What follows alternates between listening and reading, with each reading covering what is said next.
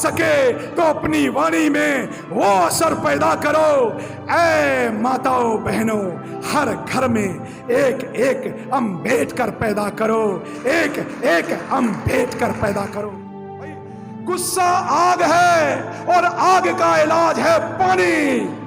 लेकिन कुछ लोग गुस्सा जब होता है तो भड़कते हैं, तो पता नहीं क्या डालते हैं।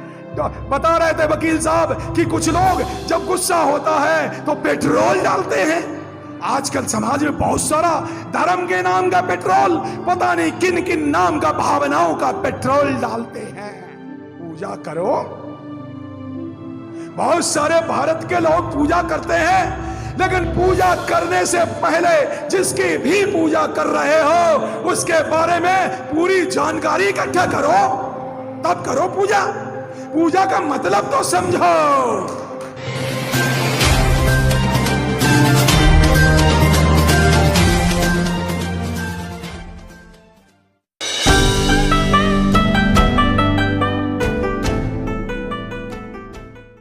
साथियों, शब्दों के अर्थ होते हैं।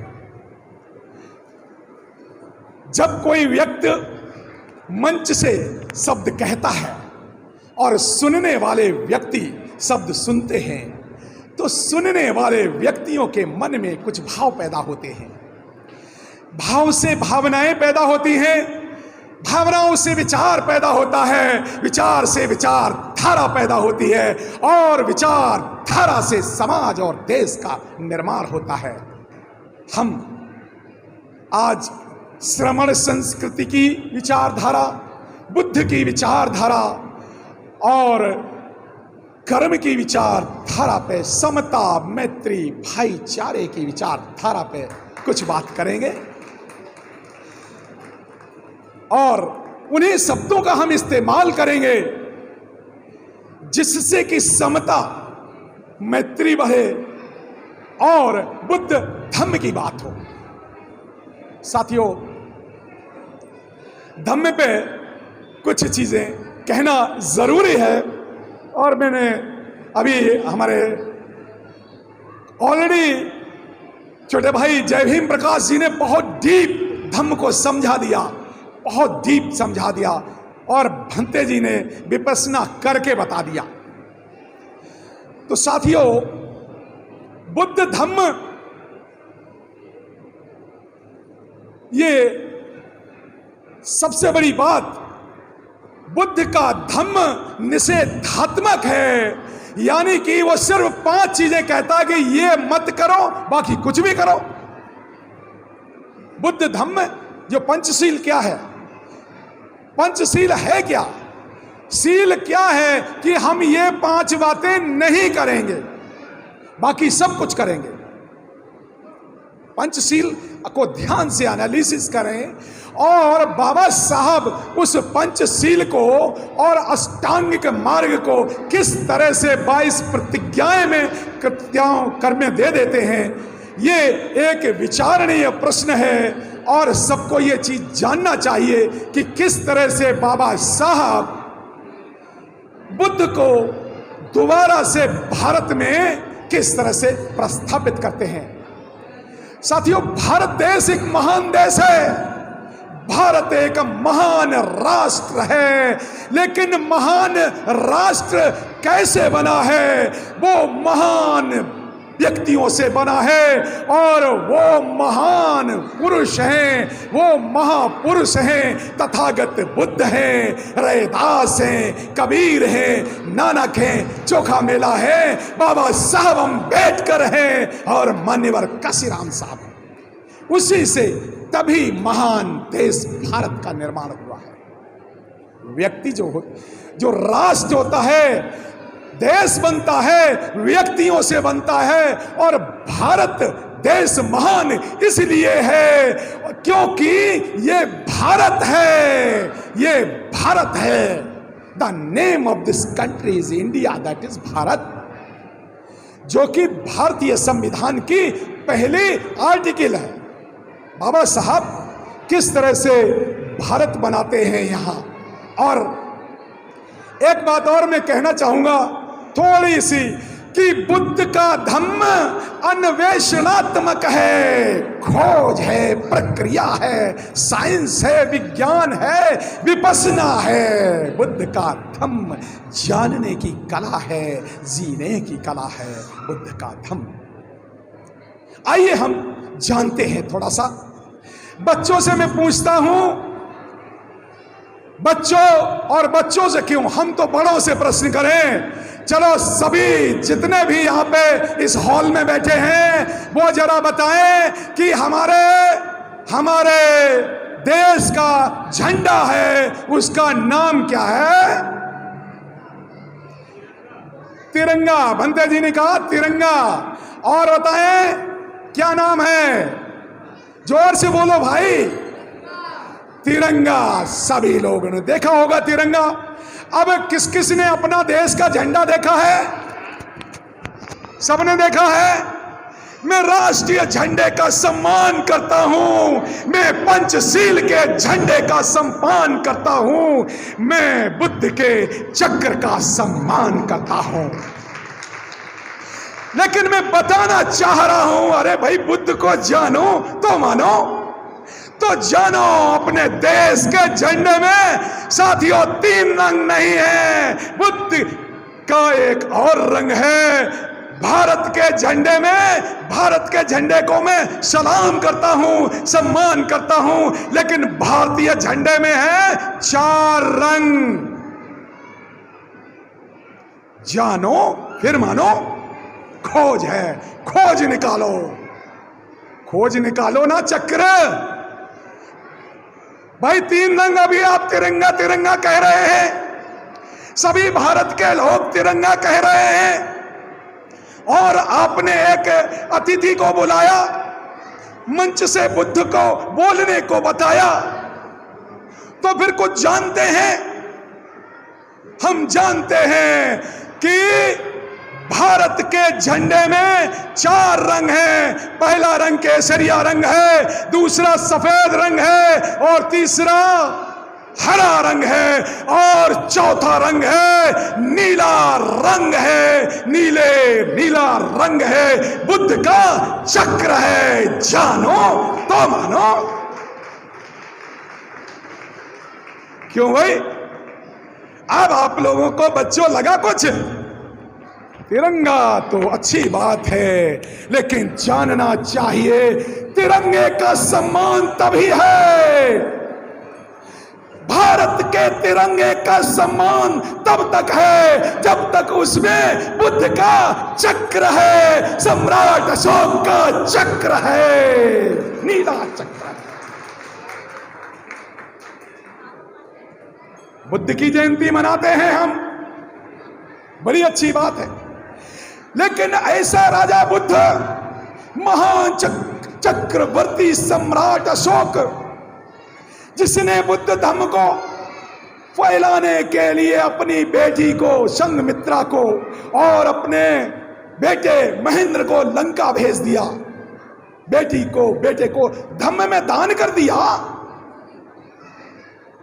तो सम्राट अशोक की जयंती भारत में क्यों नहीं मनाते? मैं ये प्रश्न पूछता हूं, और मेरी रिक्वेस्ट है सभी से, जहां भी मुझे लोग बुलाते हैं, मैं आयोजकों से कहता हूं, मैं कहता हूं कि बुद्ध जयंती मनाओ, बाबा साहब अम्बेडकर की जयंती मनाओ, मान्यवर काशीराम साहब की जयंती मनाओ, फूले जयंती मनाओ, पेरियार जयंती मनाओ, और साथ में सम्राट अशोक की भी जयंती मनाओ, क्योंकि हमें जानना चाहिए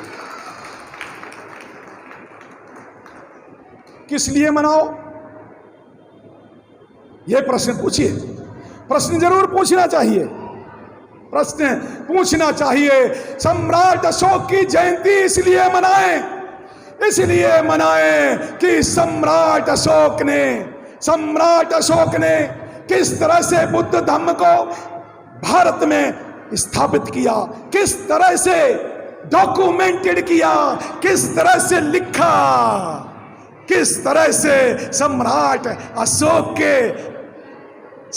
अशोक की लाटें, उनमें लिखी हुई लिपियां, खरोष्ठी और धम्म लिपि पाली भाषा में और खरोस्ती भाषा में जो लिखी हुई हैं, चाहे मास की एडिक्ट देख लीजिए, सारनाथ देख लीजिए, कहीं भी आप जाइए, अरे भाई भारत के किसी भी स्थल को, अगर खासकर धर्म स्थलों को, खासकर मथुरा को, खासकर बनारस को, अगर 10 फीट बाई 10 फीट का गड्ढा खोद दो तो उसमें बुद्ध की संस्कृति निकलती है।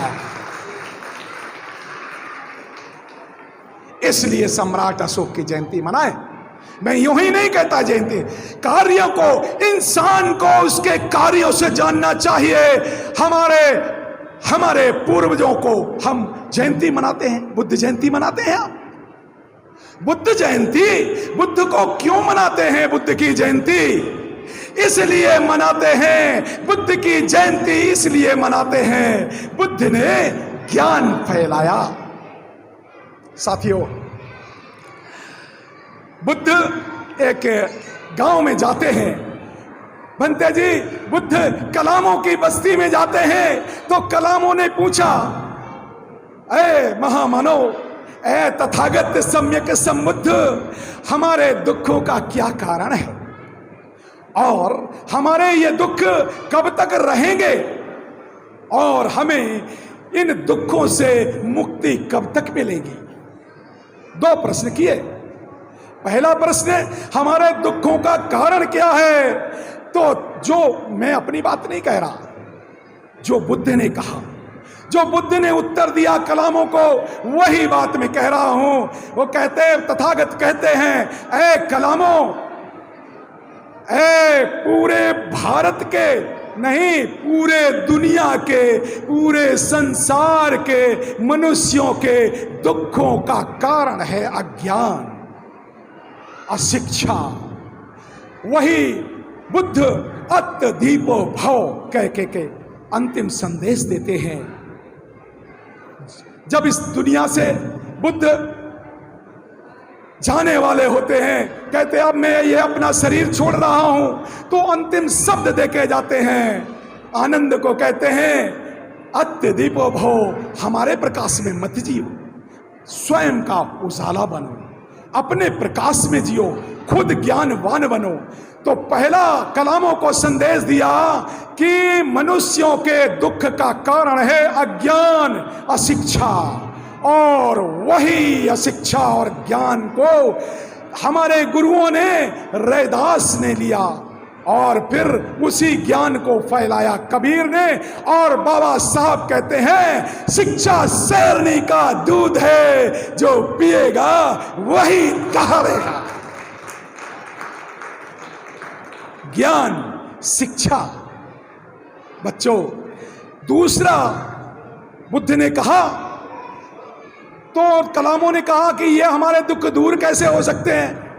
अज्ञान को हटा दो, शिक्षित बन जाओ और अपना दुख दूर कर लो, अंधकार से प्रकाश की ओर जाओ, अज्ञान से ज्ञान की ओर जाओ, प्रश्न करो, प्रश्न करो, प्रश्न करो। और अमेरिका का बहुत बड़ा थिंकर है, वो बोलता है हमारे 6 गुरु हैं। आज का सबसे बड़ा अमेरिका का मैनेजमेंट थिंकर भी यही कहता है, हमारे 6 गुरु हैं। कौन, कहां, कैसे, किस लिए और कब तक और कितना? 5W and 1H के सिद्धांत जो MBA पढ़ते हैं, नए बच्चे MBA पढ़ते हैं, उन्हें 5W and 1H और 2H पढ़ाया जाता है। मैं मैनेजमेंट का भी विद्यार्थी रहा हूं, इसलिए मैं ये बात कहता हूं कि बुद्ध की खोज को किस तरह से, बुद्ध का धम्म, प्रैक्टिकल धम्म की बात बहुत सारी लोगों ने की, लेकिन साइंस जो भंते जी ने करवा के बताई, इस पे चर्चा 1 मिनट जरूर करूंगा। भंते जी ने भाषण देने की बजाय प्रैक्टिकल करवाया। क्या प्रैक्टिकल करवाया? भंते जी, मैंने विपश्यना के कैंप किया हूं, बहुत सारे कैंप मैंने अटेंड किए हैं, इसलिए मुझे बहुत अच्छा लग रहा था। तो वो जो सांस, जो सांस का जो ध्यान दे रहे थे आप, ये विज्ञान है। जब जिंदा कब तक है मनुष्य? जिंदा कब तक है? जब तक सांस है तब तक जिंदा है।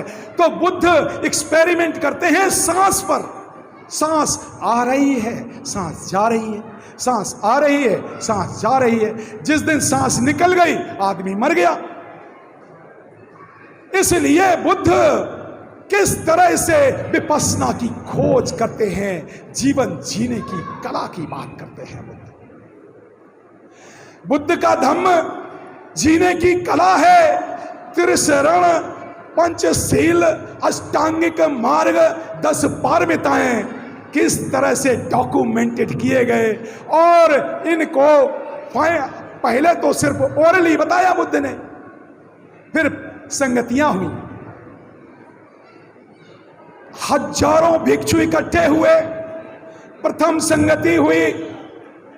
और अशोक सम्राट ने जब डिसिप्लिन, अनुशासन लाया तो बहुत सारे भिक्षु लोग अनुशासन में नहीं रहे। तो सम्राट अशोक को बहुत सारे लोग इसलिए नहीं मानते कि सम्राट अशोक ने 40,000 भिक्षुओं को बाहर कर दिया। कुछ लोग तो संख्या 60,000 बताते हैं। और अनुशासन में जो बुद्ध का शासन था, ऐतम बुद्धानुशासनम, यही बुद्ध का शासन है। उसको सम्राट अशोक ने डॉक्यूमेंट कर दिया। और 84,000 स्तूपों में वो लिपियां, वो शिक्षा के केंद्र बना दिए, जिन्हें आज बुद्ध विहार जाना जाता है। ये बुद्ध विहार पूजा के केंद्र नहीं है। बुद्ध विहार 84,000 शिक्षा के केंद्र सम्राट अशोक ने करवाए। इसलिए सम्राट अशोक की जयंती में साथियों, समय की अपनी मर्यादा होती है। और बहुत सारा बुद्ध पे बहुत सारा बोला जा सकता है, लेकिन कुछ तो थोड़ा एक और बात कि विपश्यना की बात मैंने क्यों कही, ये साइंस थी। बुद्ध का धम्म अन्वेषणात्मक है, साइंस है। लेकिन साइंस कैसे है साथियों, एक सेंटेंस में बताता हूं, एक सेंटेंस में, चाहे तो नोट कर लें, डॉक्यूमेंटेड कर लें। दोस्तों, जब शरीर स्वस्थ है तो मन स्वस्थ है, और जब मन स्वस्थ है तो विचार स्वस्थ है। शरीर स्वस्थ कैसे है? विपश्यना से होगा। इसलिए जो बुद्ध को सही जानना चाहते हैं वो विपश्यना का 10 दिन का कैडर कैंप जरूर अटेंड करें, जो बुद्ध को ज्यादा जानना चाहते हैं। जो शरीर को स्वस्थ करना चाहते हैं, जो बीपी और शुगर की बीमारियों से ग्रस्त हैं, वो लोग विपश्यना का कैंप अटेंड करें। उन्हें दुखों से मुक्ति होगी, उनका कल्याण होगा। ये महान व्यक्ति जयंतियां मनाते हैं। बुद्ध, 2 तरह के बुद्ध, और कुछ लोग पूजा करते हैं। साथियों, मैं ये बात जरूर कहना चाहूंगा कि महान व्यक्तियों की पूजा करते हैं। 3 तरह की पूजा, 3 तरह की पूजा, पूरी जानकारी। हेलो, पूजा करो। बहुत सारे भारत के लोग पूजा करते हैं, लेकिन पूजा करने से पहले जिसकी भी पूजा कर रहे हो उसके बारे में पूरी जानकारी इकट्ठा करो, तब करो पूजा। पूजा का मतलब तो समझो, पूरी जानकारी लो। अब किसकी पूजा करें मैं इस पर चर्चा नहीं करना चाहता, लेकिन 3 तरह की पूजा होती है। पहली पूजा खिला पिला के पूजा। कुछ लोग लड्डू खिलाते हैं, कुछ नॉन वेज खिलाते, कुछ नॉन वेज खिलाते। उस पर मुझे चर्चा नहीं करनी है। वो हमारे गुरुओं ने कभी ऐसा नहीं बताया, खिला पिला की पूजा वाली। उस पर मेरी चर्चा का विषय नहीं है। लेकिन दूसरे तरह की पूजा, पुष्प चढ़ा करके पूजा। आप लोग भी पुष्प बाबा साहब पे चढ़ाते हैं, बुद्ध पे चढ़ाते हैं। हम पूजा के श्रद्धा सुमन समर्पित करते हैं बुद्ध को, बाबा साहब को। और बाबा साहब को इसलिए फूल समर्पित करते हैं कि बाबा साहब अम्बेडकर ने भारत में जो मनोवादियों ने बुद्ध को धम्म को गाड़ दिया था, बुद्ध धम्म को नष्ट कर दिया था, बाबा साहब अम्बेडकर ने दोबारा खोद के निकाल लिया। इसलिए बाबा साहब को समान बुद्ध का धम्म बिना बाबा साहब के पूरा नहीं होता। कुछ लोग बुद्ध को तो मानते हैं, बाबा साहब को नहीं मानते। यहां कुछ गड़बड़ है। और कुछ लोग बाबा साहब को मानते हैं, बुद्ध को नहीं मानते। अजीब कॉन्ट्रडिक्शन है। मैं समाज में देखता हूं तो कुछ लोग अम्बेडकरवादी हैं, बाबा साहब को मानते हैं। स्वार्थ है ना, आरक्षण मिल जाता है ना, रिजर्वेशन मिल जाता है, बाबा साहब ने क्या नौकरी दी इसलिए बाबा साहब को मानते हैं, बुद्ध को नहीं मानते। अरे बाबा साहब के 3 गुरु बुद्ध, कबीर और तीसरे गुरु फूले, तीनों गुरुओं ने शिक्षा की बात कही और बाबा साहब की शिक्षाएं और 22 प्रतिज्ञाएं नहीं मानते। वो 22 प्रतिज्ञाएं जिसमें पंचशील भी है, देखो ना 22 प्रतिज्ञाओं को पढ़ के देखो ना, उसमें अष्टांगिक मार्ग भी छुपा हुआ है।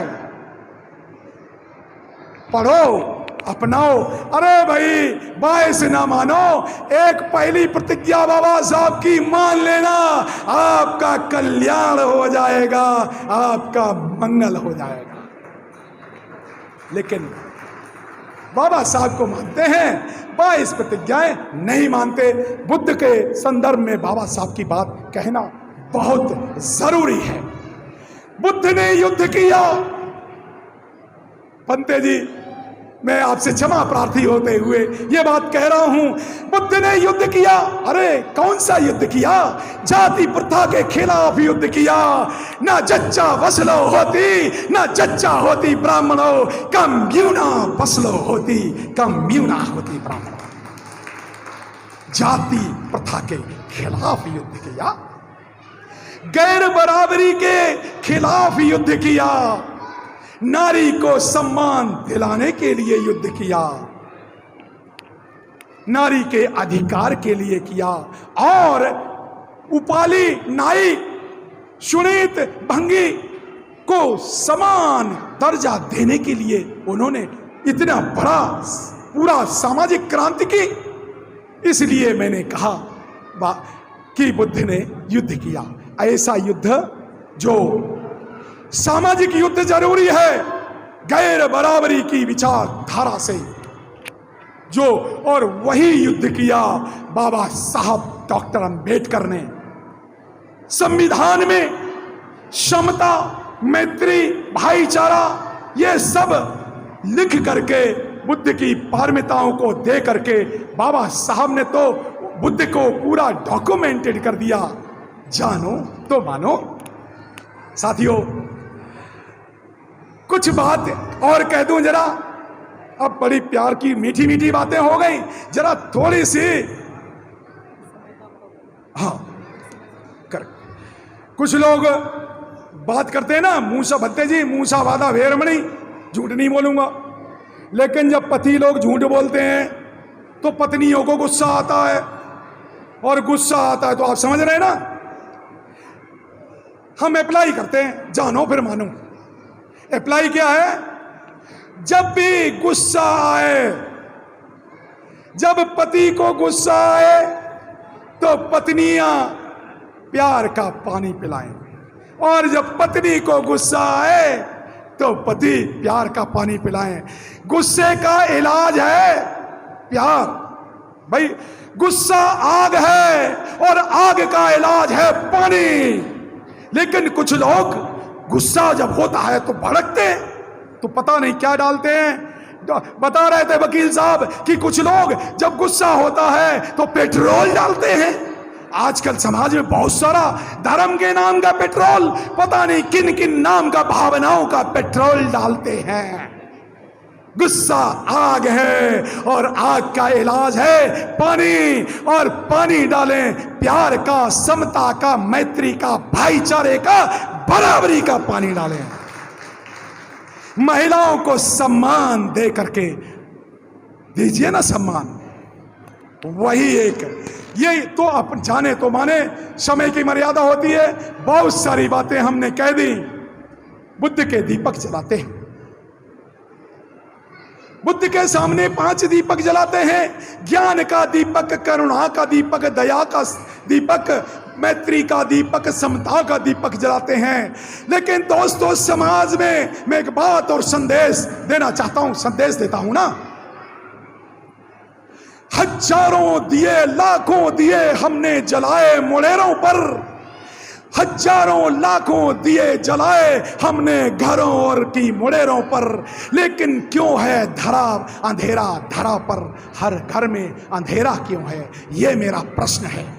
अगर ज्ञान के दीपक जलते, बाबा साहब और बुद्ध की विचारधारा को हम अपनाते, तो ये घरों में अंधेरा नहीं होता, तो ये घरों में अंधेरा नहीं होता। साथियों, ये बात कह करके अपनी वाणी को मैं विराम देना चाहूंगा। ऐ माताओं बहनों, ऐ बुजुर्गों, हो सके तो अपनी वाणी में वो असर पैदा करो। ऐ माताओं बहनों, हर घर में एक एक अम्बेडकर पैदा करो, एक एक अम्बेडकर पैदा करो। आपने मेरी बात ध्यान से सुनी, आपको बहुत बहुत अभिनंदन। जय भीम, जय भारत, नमो बुद्धाय।